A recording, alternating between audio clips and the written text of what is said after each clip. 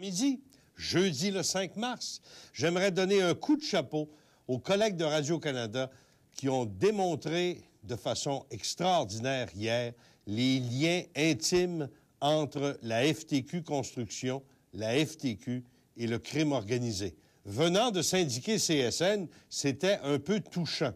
Je ne comprends pas pourquoi on n'a pas vraiment évoqué les liens qui existaient entre les Hells Angels et la construction de la FTQ, qui ont mené d'ailleurs à l'assassinat d'un ancien responsable de la FTQ Construction Desjardins, dans une histoire de prêt usuraire après qu'il ait pris sa retraite. Mais j'ai été épaté de voir que du journalisme d'enquête, on pouvait encore en faire au Québec, mais pas trop souvent.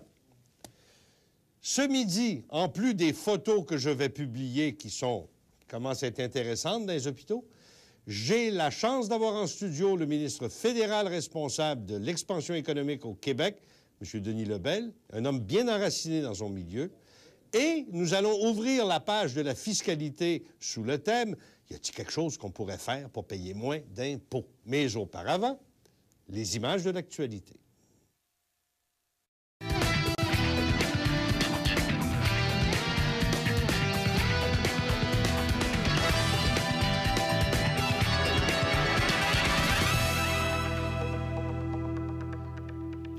Je me suis souvent fait reprocher que quand je mords dans un os, je n'ai pas l'habitude de le lâcher. J'accepte cette critique-là. Et j'aimerais que d'autres journalistes aient un peu ce défaut déplaisant, ce qui n'est pas toujours le cas. Prenez par exemple mon histoire de drapeau. Je suis tannant avec ça, hein? Mais je pense qu'on touche à un caractère fondamental de la société québécoise. On est nationaliste, puis on n'est pas patriote.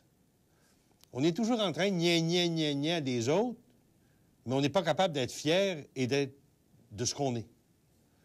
Le drapeau, ça symbolise un État, une nation, un pays, une société, une ville, une compagnie. C'est un symbole.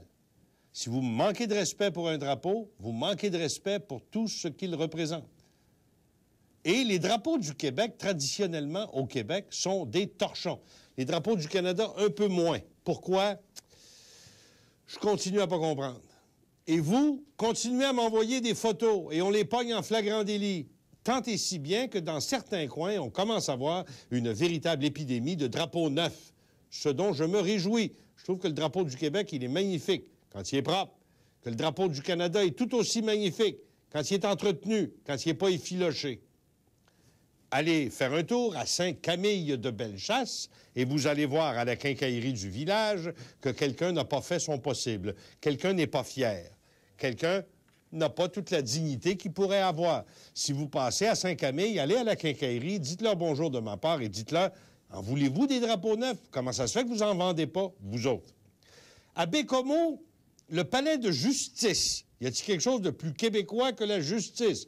Quand elle marche, comme quand ça ne marche pas. Et comme d'habitude, dans les régions du Québec, à côté du palais de justice, il y a toujours une prison pour garder les pas fins. En fait, on élimine les intermédiaires. On les rentre par une porte, puis on les garde dans l'aile suivante. Regardez le drapeau qu'on fait flotter sur une institution qui symbolise la justice au Québec. On est si fiers un peu de notre société. À Sainte-Anne-de-Beaupré, là où les miracles arrivent à chaque année, du moins si on se fie au camion de la Brinks, le motel canadien veut inviter les gens à venir fièrement rencontrer les gens de la place.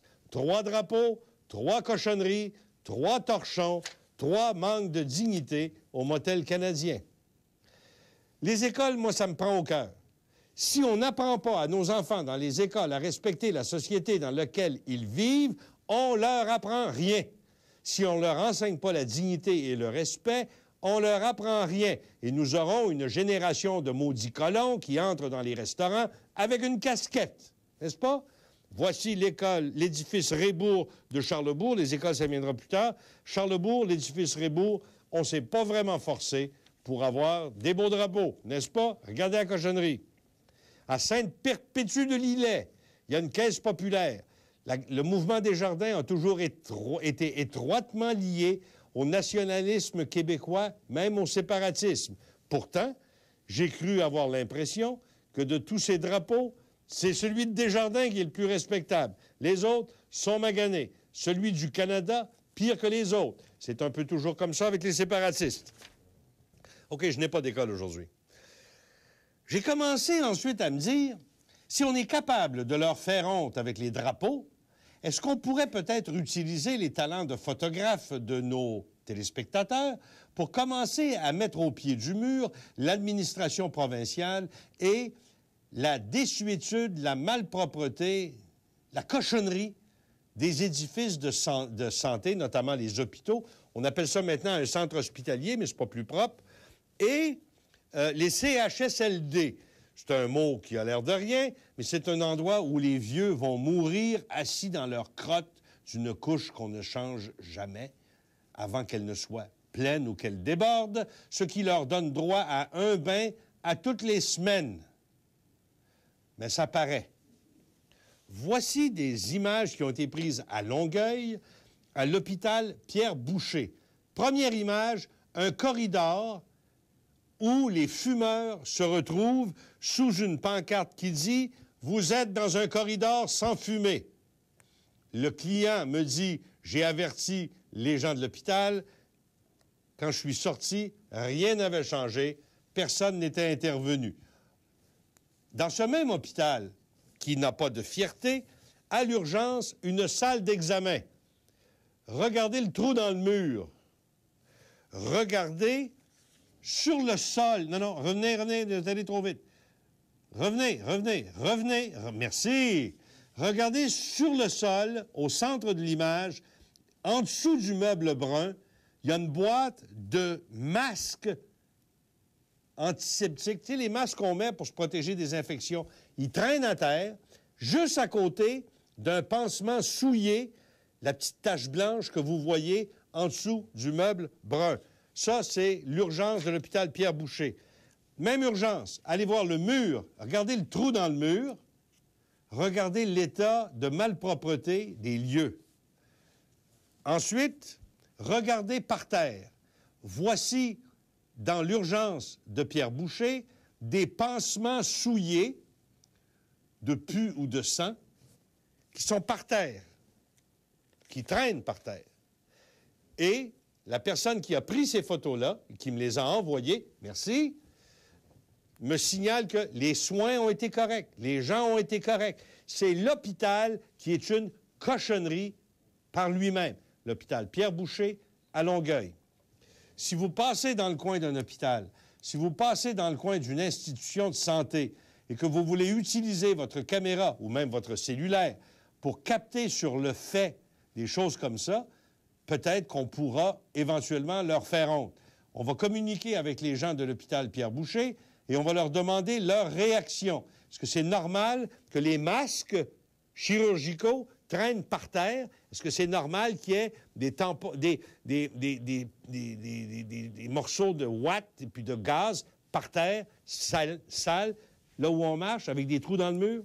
S'ils disent oui, on vous le dira. Rappelez-vous la résidence Cook à Trois-Rivières, où nous avons eu cette spectaculaire photo d'une bécosse. Une bécosse modifiée avec des tuyaux pour faire une rampe pour que les gens se tiennent quand ils titubent jusqu'à la bolle de toilette. J'ai en main un message de Jacques, dont je connais l'identité, là, il s'est identifié complètement. Je ne vois pas pourquoi je le mettrais au bat à ma place. Voici ce qu'il dit. « J'ai fait partie des ingénieurs en plomberie de la Régie du bâtiment pendant des années, dans la région de Montréal. J'ai visionné la salle d'aisance, le cabinet de toilette, et j'ai été surpris. C'est de cette photo qui parle. Ça, c'est la résidence Cook à Trois-Rivières. Dire que c'est correct et adéquat serait loin, très loin de la vérité. Il dit... Observez, il a raison. Cette installation ne correspond pas au code du bâtiment, ne correspond pas au code de plomberie. L'installation de soutien faite avec des tuyaux est dangereuse. Moi, je dis qu'elle est sale, mais elle est dangereuse en plus, car elle ne peut supporter une pression latérale. Supposons que la personne, comme ça, part de côté. Les tuyaux vont plier. Donc, c'est dangereux. En y apposant une pression de côté, elle va céder, elle va blesser la personne qui tente de s'en servir pour se soulever. Donc, Si la personne s'en sert pour s'extirper de la bolle, puis part de côté, tout va chavirer, y compris les morceaux de tuyaux qui vont probablement blesser la personne. C'est au Québec, et les gens qui vont à Bécosse, là, ils ont payé des impôts au gouvernement du Québec. Ben oui. Qu'est-ce que je voulais dire à part ça? Ah oui, juste un petit mot avant de changer de sujet, puis d'accueillir un invité. 40 milliards de l'argent de l'épargne obligatoire des Québécois s'est envolé en fumée. Un innocent m'écrit l'autre jour, il me dit, c'est pas pire qu'au mouvement Desjardins, ils ont perdu de l'argent. Personne est obligé de mettre de l'argent chez Desjardins. Personne. Pas vous, pas moi, personne. C'est pas de l'épargne obligatoire. Si vous voulez prendre des chances et investir chez Desjardins, faites-le. Si vous voulez prendre des chances et investir ailleurs, faites-le. On vit avec nos décisions. Je comprends ça. Vous devriez comprendre ça. Mais quand on prend de force de l'argent dans les poches des gens pour le faire de l'épargne obligatoire pour la Régie des rentes, la Société de l'assurance auto, la Régie de la construction, n'importe quelle autre cause publique, mais obligatoire, il n'y a pas une scène dans la Caisse de dépôt et placement du Québec qui n'a pas été prise de force dans les poches de quelqu'un. Il n'y a personne volontairement qui a dit « Caisse de dépôt, voici 1000 piastres, prenez-en soin ». En tout cas, si quelqu'un fait ça, c'est un imbécile. Je pense pas qu'il ait le droit d'accepter, mais ça, je ne sais pas. Ils ont réussi à faire disparaître 40 milliards. Et c'est pas assez pour avoir une commission parlementaire. C'est pas assez pour que le premier ministre du Québec, M. Charest, dise « Wow, faut pogner ceux qui ont fait ça, faut s'assurer que c'est de bonne foi et qu'il n'y a pas eu des magouilles. Il faut comprendre pourquoi les gens qui ont fait ça se sont sauvés chez Power Corporation à la première occasion, puis qu'on leur a donné des centaines de milliers de dollars pour les remercier avant qu'ils partent. » J'ai demandé aux gens, montrez-moi 40 milliards. Donnez-moi des exemples de choses, 40 milliards. Ils disaient, prenez une autoroute comme la 25 à Montréal. Ça fait 7 kilomètres, ça coûte 2,8 millions du kilomètre. Si vous voulez vous dépenser 39 milliards de dollars, vous allez faire 13 565 217 kilomètres d'autoroute. C'est à peu près 7 fois le tour de la Terre.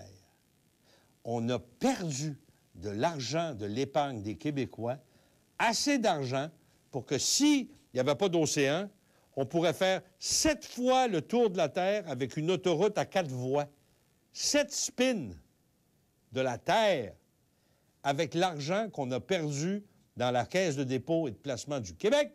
Et pourtant, parole de Jean Charest, ça ne vaut pas la peine d'une commission parlementaire, ça ne vaut pas la peine d'appeler le vérificateur général, ça ne vaut même pas la peine d'appeler la police. La suite dans un instant.